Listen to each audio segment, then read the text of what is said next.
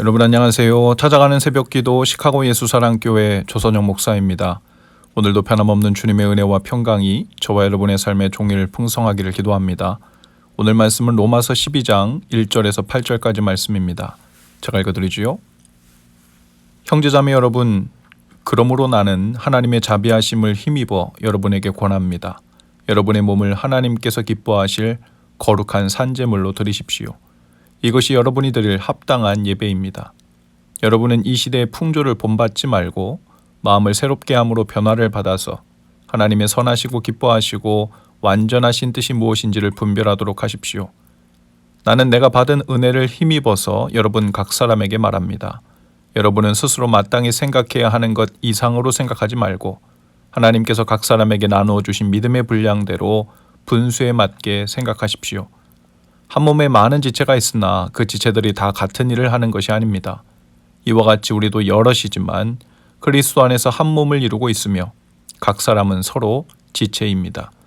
하나님께서 우리에게 주신 은혜를 따라 우리는 저마다 다른 신령한 선물을 가지고 있습니다.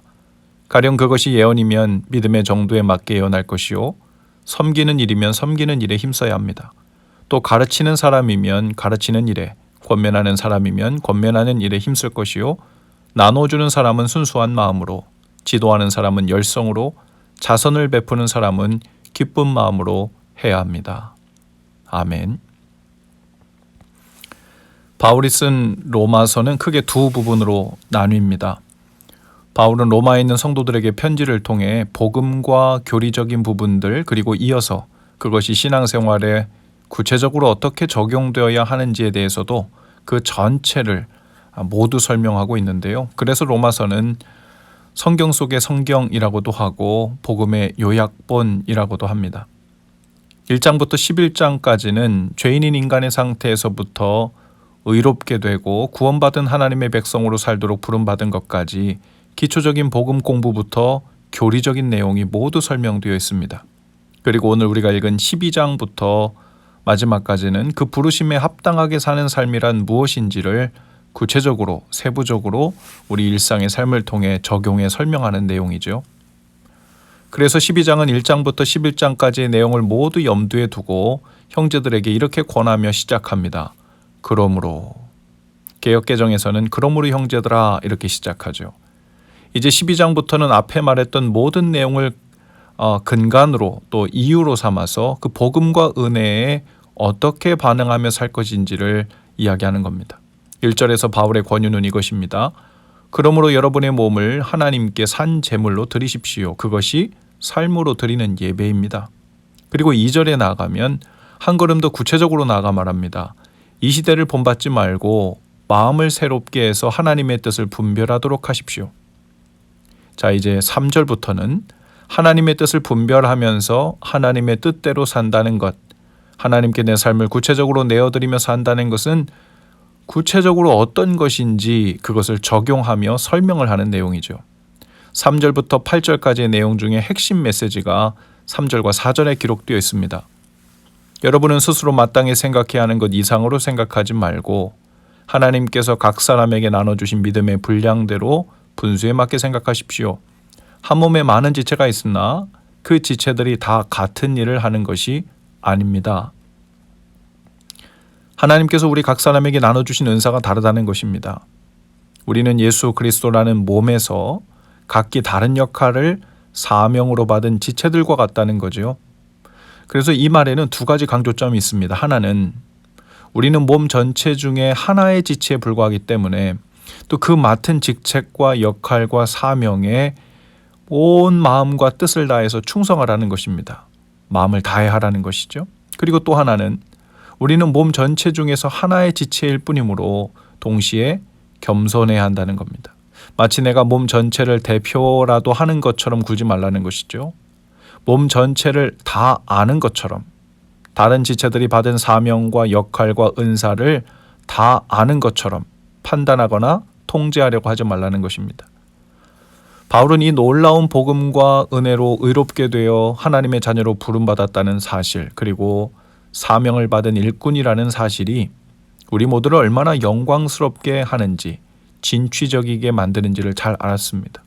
동시에 바울은 그 마음에만 몰두하면 사람이 얼마나 쉽게 교만해지거나 자아도취적으로 자신의 일만 거룩한 일인 것처럼 여겨 다른 사람들의 역할이나 은사보다 자신의 것을 우선시하고 우월하게 여길 수 있는 위험성이 있다는 걸 본 거죠. 그래서 하나님이 주신 은사와 사명대로 맡은 곳에서 삶 전체를 들여 하나님께 헌신하며 삶의 예배를 드리며 살되 동시에 겸손하게 그리스도 안에 한 몸을 이루는 법에 대해서 성숙하게 사역할 줄 알아야 된다고 말합니다. 특별히 선교지에서 들려오는 소식들 중에 안타까운 소식을 종종 접합니다. 하나님의 부르심을 받고 놀라운 헌신을 하고 선교지로 나가 귀한 사역을 하는 선교사님들이 많이 있는데요. 때로는 해외 오지까지 들어가 복음을 전하고 가장 어려운 자들을 찾아 구제하고 그리스도의 사랑을 보이고 또 복음을 전하는 놀라운 사역들을 감당하시는 선교사님들이 정말 많습니다. 근데 종종 선교사님들이 예수 그리스도 안에서 연합하지 못하고 심지어 적대시하는 경우도 있다고 해요. 때로는 선교 방식의 차이 때문에, 때로는 신앙관의 차이 때문에, 때로는 속한 단체나 교단의 교리가 다르다는 이유로 연합하지 못하고 따로따로 불화하는 모습을 보이는 그런 안타까운 일들이 적지 않다고 합니다. 마가복음 9장 38절부터 40절까지 내용에 보면 요한이 예수님께 이렇게 이야기합니다. 선생님, 우리를 따르지 않는 어떤 자가 주의 이름으로 귀신을 내쫓는 것을 우리가 보고 우리를 따르지 아니함으로 금하였나이다. 예수께서 이르시되 금하지 말라.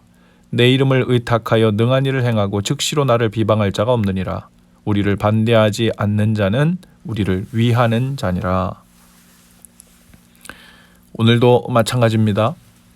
구체적으로 따지고 들어가면 차이가 많고 함께하기 힘든 이유들이 정말 많을 것입니다. 그러나 예수 그리스도를 하나님의 아들로 고백하고 구원자로 믿고 십자가에서 죽으시고 부활하셔서 장차 오실 분으로, 즉 믿음의 기둥이 되는 내용들, 이것을 우리가 캐리그마라고 하는데요.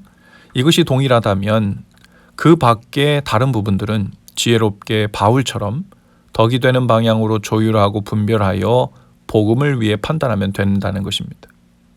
그래서 바울은 말합니다. 나는 유대인들을 얻고자 유대인들처럼 되었고 헬라인들을 얻기 위해 헬라인들처럼 되었고 할례자들에게는 할례자로 무할례자에게는 무할례자가 되었다고 말합니다. 오직 복음이 중요하고 복음으로 한 영혼을 구원하는 것이 중요한 핵심이기 때문에 그렇다는 거죠. 주님은 저와 여러분을 자녀로 부르셨고 일꾼으로 부르셨습니다. 삶에 혼동이 있지 않으려면 우리가 붙들고 있는 핵심과 기둥은 무엇인지를 분명히 해야 하고 성령님께 지혜를 구하며 한 영혼을 얻기 위해 덕을 세우기 위해 우리가 지혜롭게 분별하며 삶에 적용해야 할 그 플렉서블한 그 유동성 있는 영역은 무엇인지를 잘 분별해야 하죠. 때로는 그 경계를 정하고 받아들이는 것이 익숙치 않을 때가 있습니다. 마음이 불편할 수도 있고 어색할 수도 있습니다. 예수님의 제자 요한도 그 마음이 불편하여 예수님께 그들을 금했다고 물었던 것이죠. 우리는 주님의 사역자들입니다. 마음을 다해 주어진 자리에서 맡겨진 은사를 가지고 힘을 다하며 섬기되 겸손하게 몸 전체를 생각하고 다른 소중한 지체들, 무엇보다 우리와 다른 역할과 사명을 받은 지체들을 소중히 여기고 존중하며 그리스도의 몸을 세우는 성숙한 자녀들이 되실 수 있기를 주님의 이름으로 축복합니다. 기도합시다. 주님, 자격 없는 저희에게 감당할 수 없는 은혜와 자격을 주셔서 저희로 주님의 뜻을 분별하여 삶을 드리게 하셨습니다.